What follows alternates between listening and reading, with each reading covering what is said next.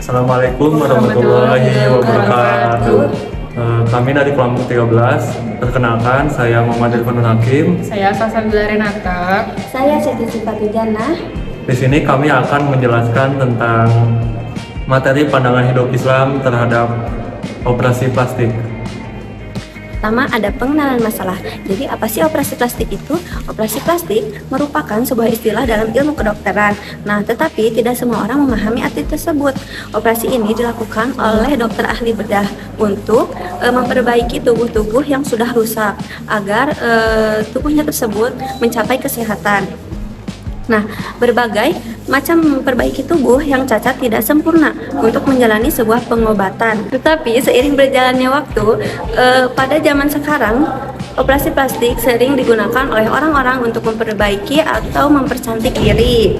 Nah, padahal operasi plastik itu untuk memperbaiki kecacatan seperti tulang rusuk agar berfungsi kembali memperbaiki bentuk organ yang telah rusak.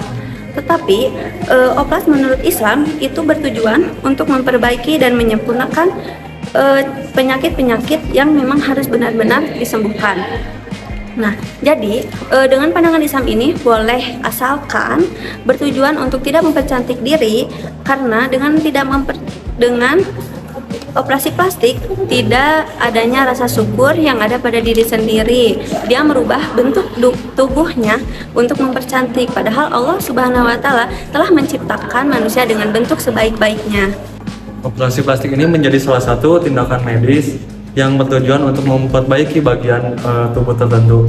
Namun hal ini menimbulkan banyak perdebatan. Kenapa? Karena sebagian ulama tidak memperbolehkan bahwa operasi plastik ini dilakukan, dan sebagian ulama ini memperbolehkan dengan berbagai ketentuan.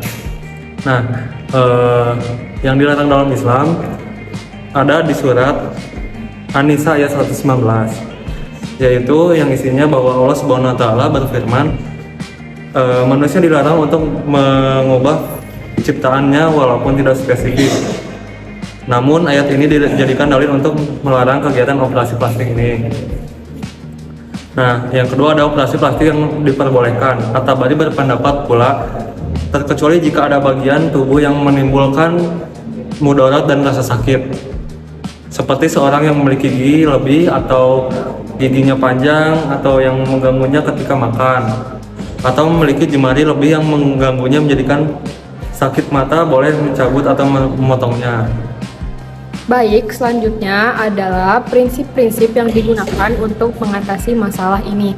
Yang pertama ialah umat Islam itu harus senantiasa bersyukur kepada Allah Subhanahu wa Ta'ala. Kenapa sih ini tuh harus dilakukan?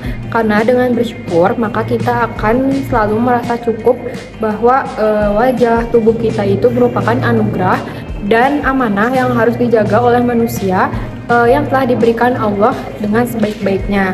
Lalu yang kedua ialah umat Islam dilarang mengubah ciptaan Allah kecuali dengan alasan pengobatan.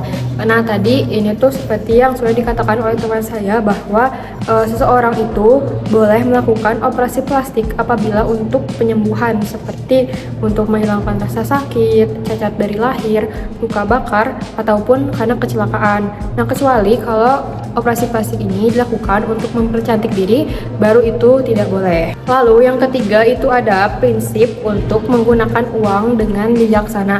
Nah, kenapa sih harus menggunakan uang dengan bijaksana? Karena operasi plastik itu kan memakan biaya yang besar ya, dan dalam Islam itu daripada menghamburkan uang untuk hal yang tidak diperbolehkan, lebih baik uangnya itu dialokasikan kepada yang membutuhkan, seperti untuk berzakat, untuk berinfak, dan untuk sedekah kepada yatim piatu. Keempat ialah pertimbangkan risiko yang akan timbul.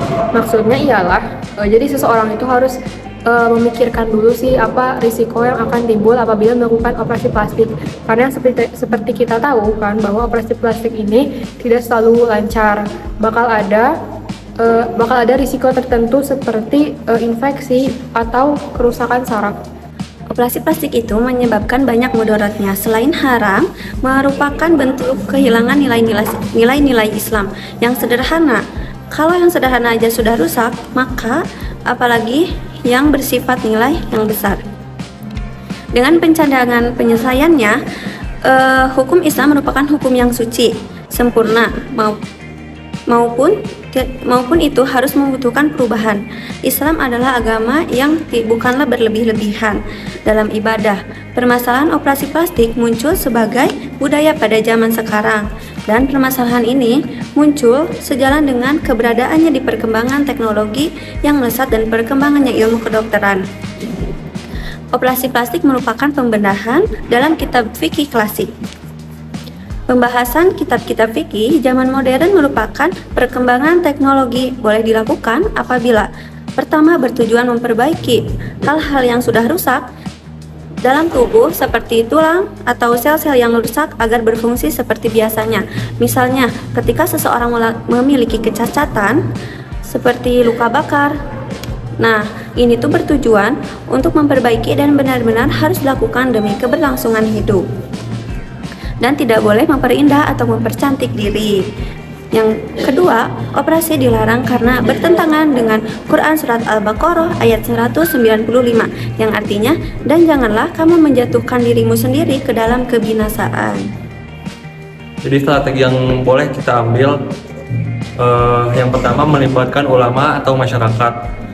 Ada di Surat An-Nahl ayat 53, dan segala nikmat yang ada padamu datangnya dari Allah. Imam Al-Ghazali menekankan bahwa kita harus bersyukur atas nikmat yang kita peroleh, sekecil apapun itu nikmatnya. Jadi ayat ini menjelaskan pentingnya kita bersyukur atas nikmat yang Allah berikan, sehingga kita bisa bersyukur menerima keadaan dengan ikhlas tanpa merasa kurang atau tidak cukup. Tetapi jika kita tidak mensyukuri, maka azab sangat pedih akan menimpanya. Nah, yang kedua ada meningkatkan kesadaran tentang batasan oplas dalam Islam. Jadi individu atau masyarakat ini perlu diberi pengetahuan atau edukasi yang lebih jelas tentang kapan operasi plastik harus dilakukan atau tidak. Biasanya ini dilakukan untuk memperbaiki cacat fisik atau kecelakaan.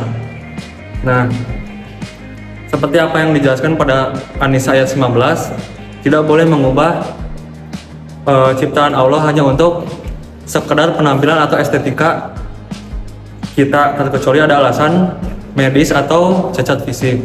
Lalu selanjutnya ada ringkasan pendapat kelompok kami.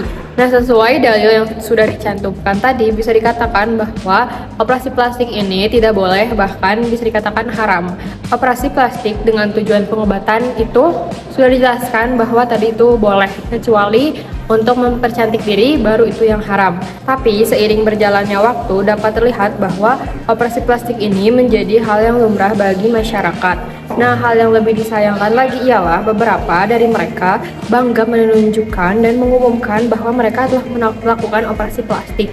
Dengan mereka mengumumkan hal tersebut, muncul kekhawatiran akan ada banyak orang yang akan meniru dan menganggap praktik tersebut menjadi hal yang biasa. Lalu selanjutnya ialah pandangan dunia Islam dalam memberikan penyelesaian dan perspektif unik dalam menangani masalah sosial operasi plastik ini. Nah, seperti yang kita tahu bahwa Islam ini adalah agama yang mengatur semua kegiatan manusia yang ada di dunia, baik itu dari ibadah, kesehatan fisik, bahkan sampai operasi plastik ini juga diatur. Seperti yang sudah saya dan teman-teman saya jelaskan tadi, bahwa operasi plastik ini diharamkan dalam Islam. Tetapi jika untuk pengobatan, maka itu hukumnya boleh. Kita selaku umat Islam tentu pastinya harus menangani dan memiliki solusi dari perspektif Islamnya sendiri. Sekian dari kelompok kami, mohon maaf apabila ada kesalahan. Wassalamualaikum warahmatullahi wabarakatuh.